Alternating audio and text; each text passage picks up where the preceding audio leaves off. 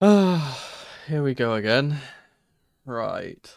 Let me do my routine checks, see if everything's working. That's working.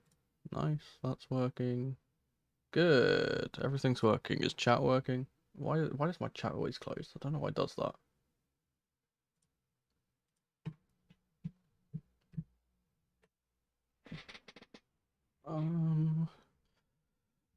This is gonna be a rough one. Really, really rough one. And as you could probably tell from the title, I'm not gonna be holding back here. I'm not gonna be pulling any punches, as it were. Because I'm pretty sure that we are all in agreement at this point, and if you're not in agreement, honestly, just you need to get your head examined, because we are just going backwards as an institution, and it's embarrassing at this point. It's heartbreaking, and honestly, it's depressing. And I genuinely didn't want to do this stream today, and it's at the point where now I'm like, sorry, my bad stream on my phone's going off. It's at the point now where it's like, I lost my train of thought. What was I saying? The ADHD is hitting me. What was I saying? It's at the point now where it's like, I don't want to watch the club. I just don't want to watch this team anymore. I genuinely do not want to watch. Like, I used to get so excited whenever there was a game, and it's like, now I feel like watching this football club is a absolute chore. Like, it feels like something I'm obligated to do and not something that I want to do. I'm just gonna quickly hit the intro just so I can get the other screen up, so I'm not talking with no music in the background. So 1 second.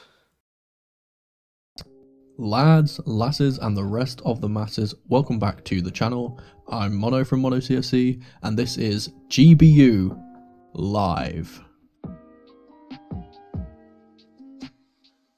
Alright, okay, now we're on the screen. Let's get into this, I guess. So I do actually, funnily enough, I do actually have something positive to say about this game, which is very embarrassing, considering how awful it was. I have 1 good, 2 bads, and then 1 giant ugly, which will be taking up the majority of this episode. And usually, as I said, I usually like to end things on a positive note. I physically and I'm just unable to do that. So we'll start with the goods and then go across. The only player that's getting into this box, and the only player that deserves to be in this box, and the only player that seemed like he ever actually cared about this game and cared about this club, is one Moises Caicedo. Now, he was stellar in the defense, and that's pretty much the only good performer in this entire team in this game. He was the only one who actually looked like he cared and actually wanted to like do his job. So I'm gonna put Moises in there. I think under a better coach, he would be an absolute world beater, and we saw when he was playing for Brighton that he could be that player, and we saw glimpses of that in this game. But unfortunately, you can't win games unless your forwards do their jobs, and you can't win games with your defensive midfielder being your best player on the pitch. Let's just rattle this off too. For the bads, firstly, I'm going to be putting in Cole Palmer. I know maybe this is a bit harsh, and that's why I've put him in the middle box. I haven't put him in here, but I can excuse you missing 1 chance. That's glaringly obvious. I can excuse you even missing 2 chances. That's glaringly obvious. But if you get 3 chances in a game to score and you don't take 1 of them, you have to be demoted into the bad box in my eyes. I genuinely cannot fathom how he has missed that 2nd chance.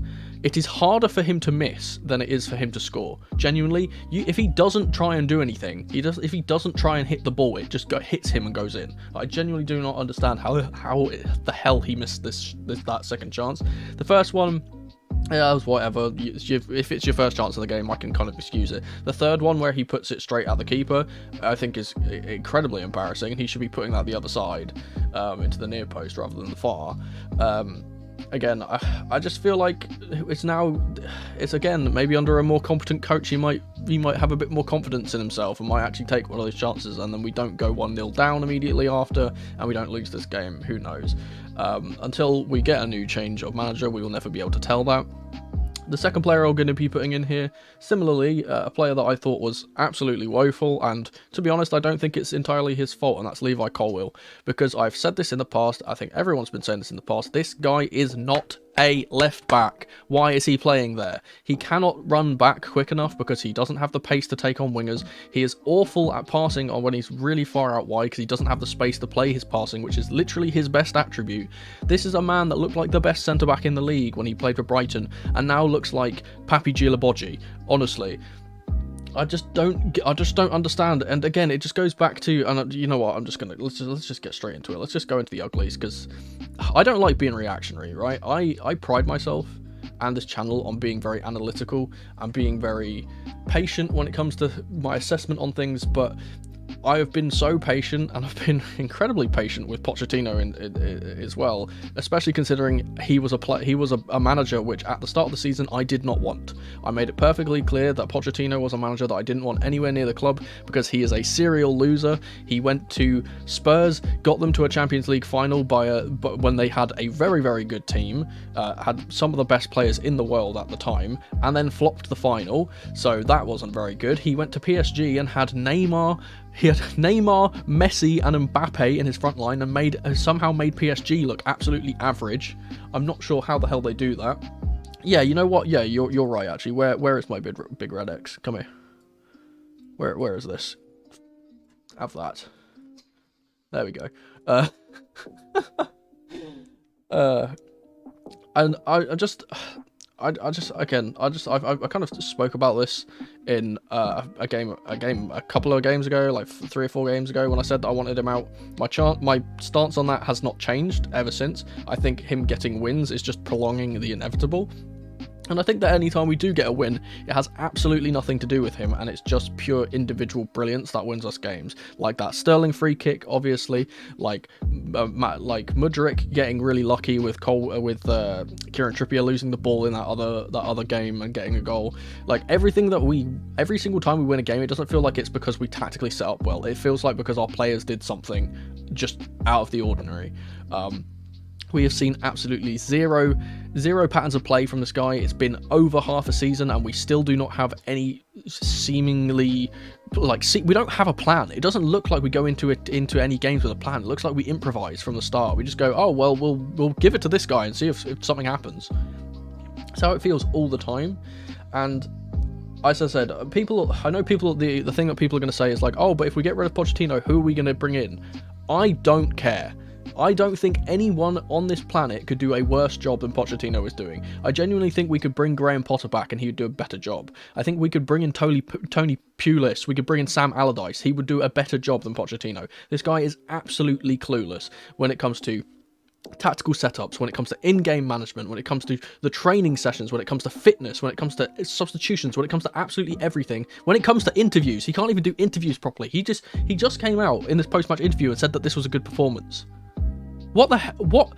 Lampard, bring in Sean Dyche, bring in anyone, genuinely, bring in anyone. Bring in Michael Carrick, because he's a better manager than Pochettino, as we saw from this game. I just don't understand it, man. It's frustrating. He looks like he's confused. He just doesn't understand like what's going on. And it's just, I think the best way that I can describe this, and I think I can't remember who said it on Twitter. I think it was Simon Phillips. I saw someone say on Twitter that Pochettino is just weird. And I think that's the best way to describe him, is that he's just weird. He's just such a weird guy. Everything that he does, every single tactical decision he makes, everything he says is just weird. And just, he doesn't do anything normal. Yeah, he did actually say that. He came out and said that this was a good performance. And we probably deserved more from this game. And I cannot believe what I heard when I heard that in the presser. I said, that is a joke that he has said that. This was not a good, there was no effort. I'm gonna sound like that thing. There is no passion. There is no aggression. I'm not gonna do that, but that is literally how I feel right now, because there's nothing. There's no signs of any progress at all. And this is the reason why people always say, "Oh, trust the process," and they're like, "Oh, you need to give him time." We've given him half a season, and we have not seen any change from the start of the season. Literally, there is no change.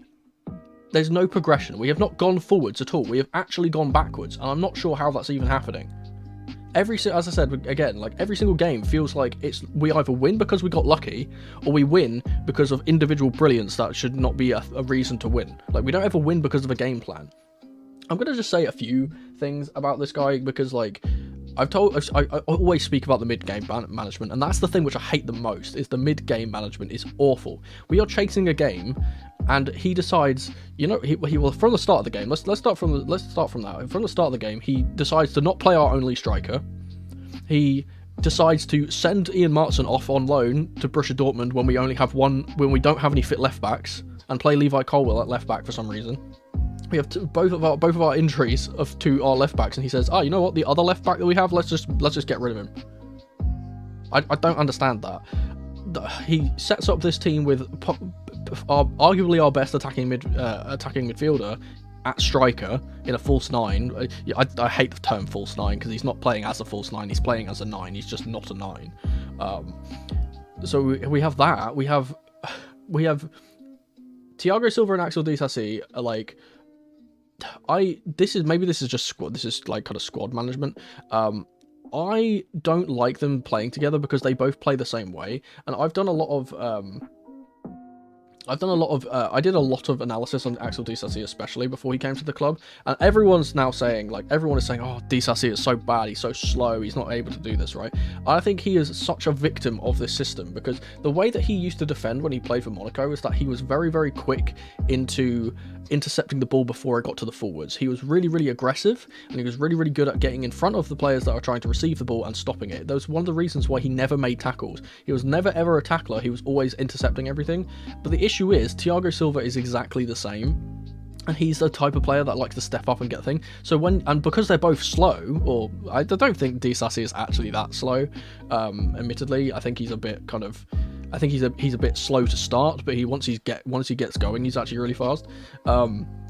But like, because they're both like that, as soon as a ball goes into behind, like it did in this game, none of them can catch up. They just get lost, and it's just a simple thing of like, why are we not playing Colwill at left centre back? Because he is a bit faster and can make those runs and those recovery runs to help the other player. And obviously he can sit back as that kind of quarterback centre back because he likes playing the long passes, so he doesn't mind. He doesn't have to be the aggressive one pushing up.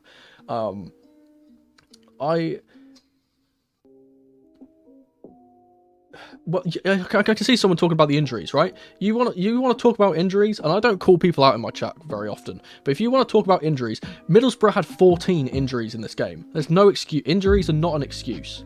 It's not an excuse. And the reason why we've got so many injuries, do you want to know why we've got so many injuries? Is because this Pratt is constantly running them into the ground in training. Absolutely every single time. We got told about this stupid Gacken test thing that he does, and he puts players through the ringer and stuff. They're obviously knackered. He makes all of our players look worse, and it's just, I would rather us play a left back from the academy and play Colwill in his actual natural position than just constantly playing everyone out of position and and it's just nonsensical. He doesn't, as I said, he's just weird. He just doesn't do anything that makes sense. He doesn't do the basics right. He can't set up a team and put all the players in the right position. He played Chilwell at left wing for some reason. He's been playing Colwill at left back all season. He's playing Enzo as a 10 when he's not a 10. He's playing Sterling on the right hand side when he plays better on the left. He plays Gusto at left back sometimes and puts Disasi into right back. It doesn't make any sense. It just doesn't make any sense. Everything he does doesn't make sense. We go to the mid-game management of this game, and we're thinking, oh, we're 1-0 down, but it's okay, we're 1-0 down. We can get back into a game if it's 1-0. As long as it stays 1-0, we can get back into a game. And then he brings on Broja. He brings on Mudryk, which I think are two good substitutions. I think he did that about 10 minutes too late. They should have come on at half time.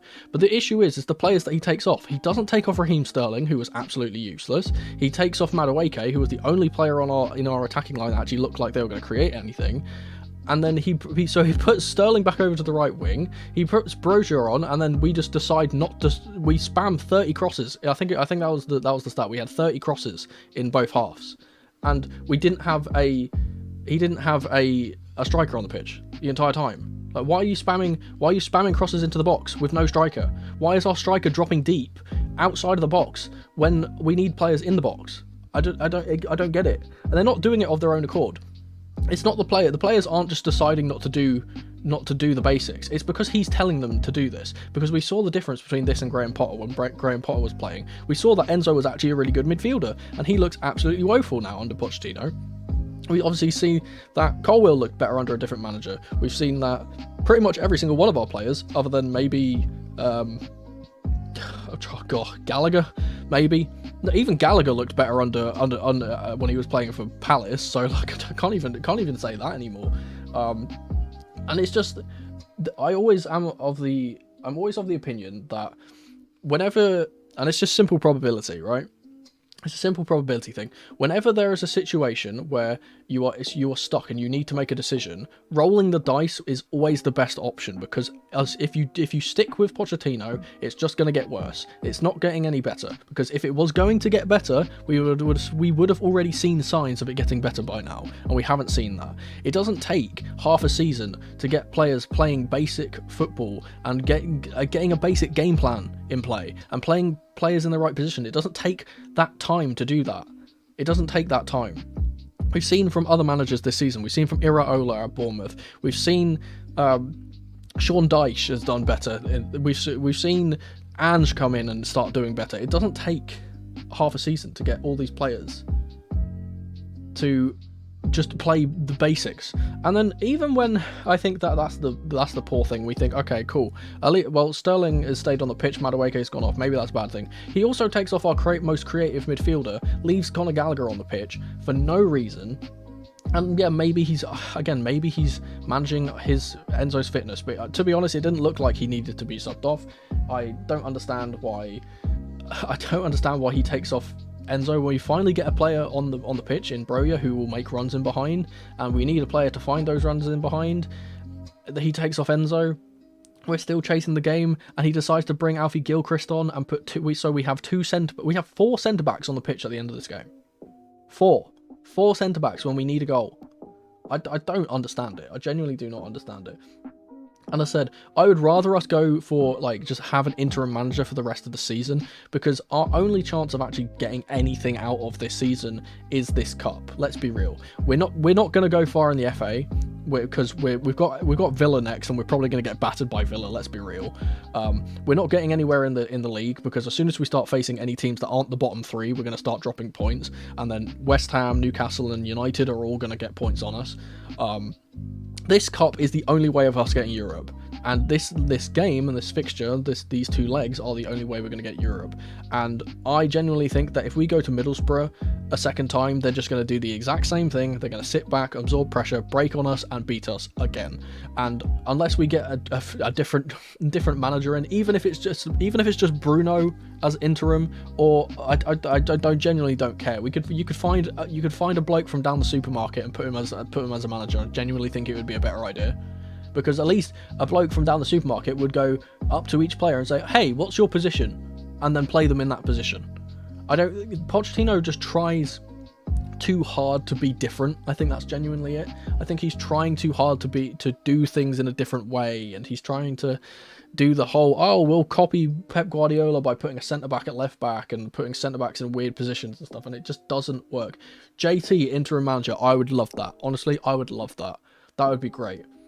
And the thing is, right, yeah, I know people will say, like, oh, we've been sacking managers and that hasn't been working. That's because the first year under Potter, at least when we basically went over a giant squad overhaul in that season, and at least with Potter we actually saw patterns of play. It didn't work and it was bad, but we saw patterns of play. Under Pochettino we have not seen anything. He doesn't have a game plan.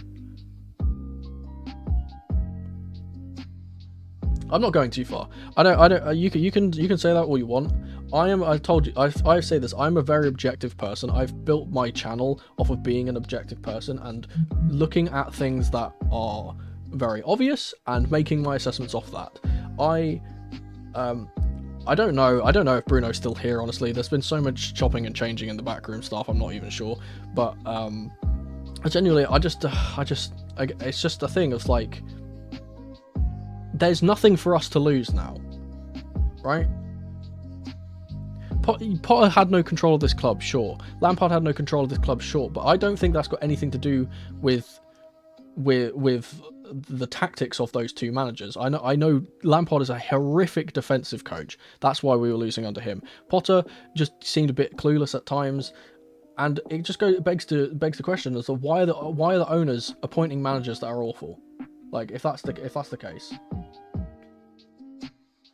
like, this was supposedly an intensive search with interviews after interviews after interviews and all this stuff to get the right manager in that's going to work with the group of players that we have, and it's not worked. So what were they doing? Like, what were the owners actually looking for? What did Pochettino say to these men that has convinced them that he's the right man for the job? Because he has taken all of these world-class, because we do have world-class footballers at this club, and he's made them look average. He's made them look worse than average. He's made them get bossed off the pitch by Middlesbrough, who aren't even a good side from the Championship. They're a mid-table club in the Championship.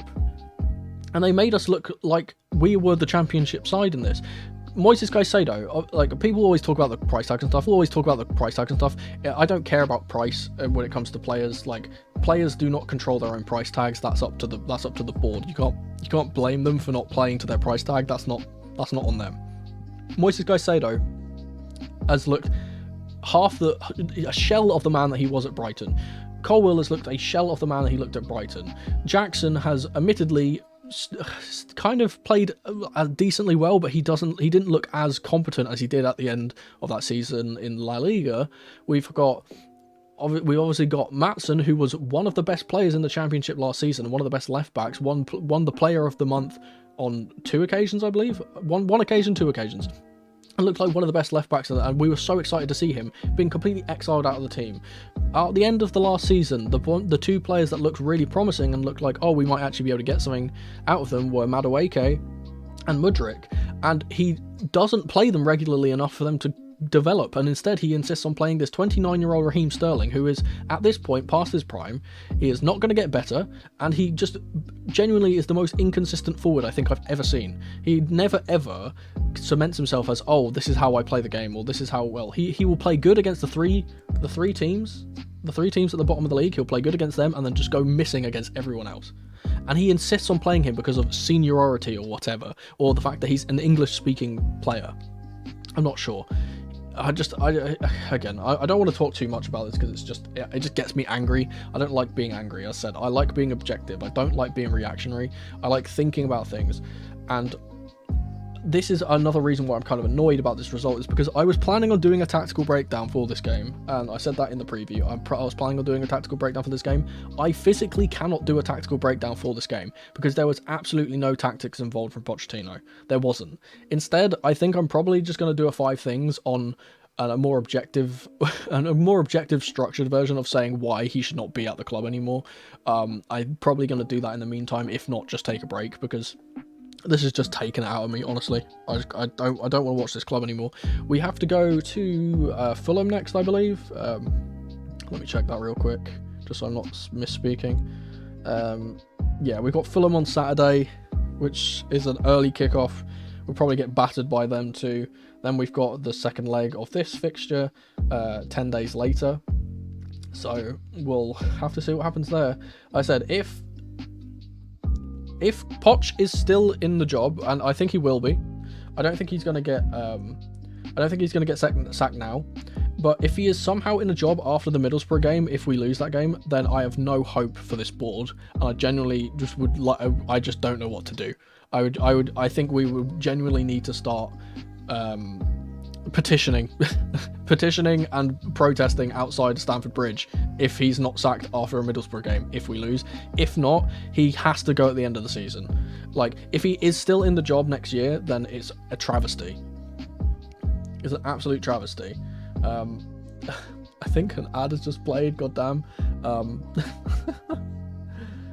As someone's just said in chat there, this is basically the final straw, right? This is the final straw for Pochettino. If he can't win that second leg against Middlesbrough, then he has to go. He has to go, because it's too incompetent. And I think there are many teams or many managers out there. Even I know they're like, oh, there's managers at different clubs or whatever. I know Jose Mourinho is obviously big on everyone's minds. Like, oh, we should bring Jose back. And obviously, like, people are like, oh, he's at Roma though, so he wouldn't want to come here. Money talks. Let's be real, money talks, and our club is very, very loaded. Let's be real. We have enough money to convince anyone to come to this club. Like, let's not beat around the bush. That's how we are. De Zerbi, maybe. I think De Zerbi is an interesting one for me, because I don't think he's been as good of a manager this season as he was last season. I think that's I think that's maybe I think that's maybe like kind of like put a downer on him for most people. But I genuinely, the one reason why I would like to see De Zerbi at this club, and this isn't me saying that he's my choice, but one of the reasons why I would is because at least we know that if he came in, Colwill would be playing well and Caicedo would be playing well, because those two are two players that were absolutely integral for his side. And I think he would get the best out of those two. And those two are so important to this side and aren't being played properly. Other than that, I genuinely can't think. I know Hansi Flick is out of a job at the moment. He could be another one to come in. Xavi Alonso, I've seen a lot of people talk about. But I don't think Alonso would leave. That's the one thing. I don't think he would leave, because he's got connections to that club. There's obviously the thought of Thomas Tuchel coming back, which, let's be real, I don't think is a good idea, because I think his talent ID is awful.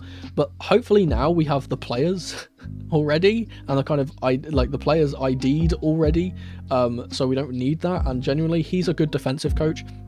And if we're going to at least play poorly in games, I'd like us to just not concede like silly goals like the one we did in this game. So yeah, I would love to get a manager in that is a winner and not an absolute serial loser like Pochettino. That's my main gripe, is that I think our club deserves way better. I think that our club is able to get better, and I think that our club, it's lack of a better term, it's just broken. This is not the Chelsea that I grew up watching and loving, and as you saw from my post in the community post, I'm just heartbroken. I am, and it just takes it out of me. And the reason why I love doing this as a hobby, doing these videos and talking to you guys and making content on this club, is because I love this club so much. And it hurts me, it genuinely hurts my soul, like having to talk about this thing that I hold in such a high regard in such a negative light, which is why I, for the most part, try and keep my videos and my streams positive. But I cannot stay positive any longer when this is happening, and it's really upsetting, because I don't like sounding like a depressing loser all the time, but it's just getting to that stage. And I know a lot of you people out there are probably thinking the same thing. It's just weekend ruined, and then weekend ruined, and then another weekend ruined.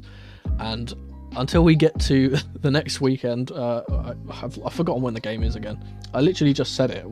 This is my stupid ADHD being stupid. Yeah, so next weekend we have Fulham, and it's a 12:30 kickoff on the 13th.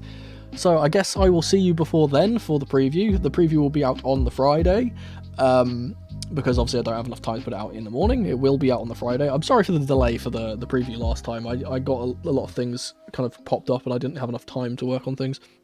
I said I will definitely make a video between now and that preview, but I'm not sure what it will be. I think it will probably be a 5 things, if not some other thing. As I said, I'm not going to be doing a tactical breakdown on this game, partly because there weren't tactics to analyze, and partly because if I have to talk about this game any longer, I will probably go into a major depression.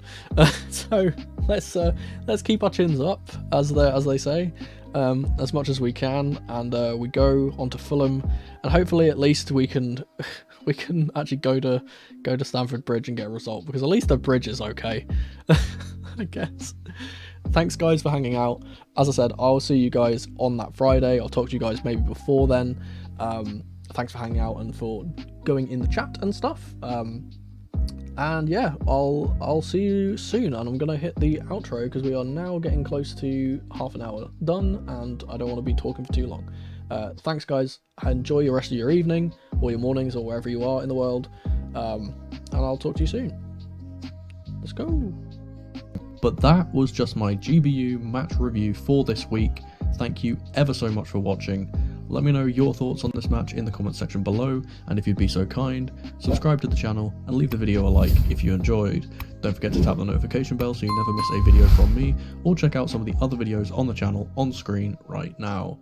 I've been Mono from Mono CFC, and remember, in the rain or in the dry, keep that blue flag flying high. Come on you Blues.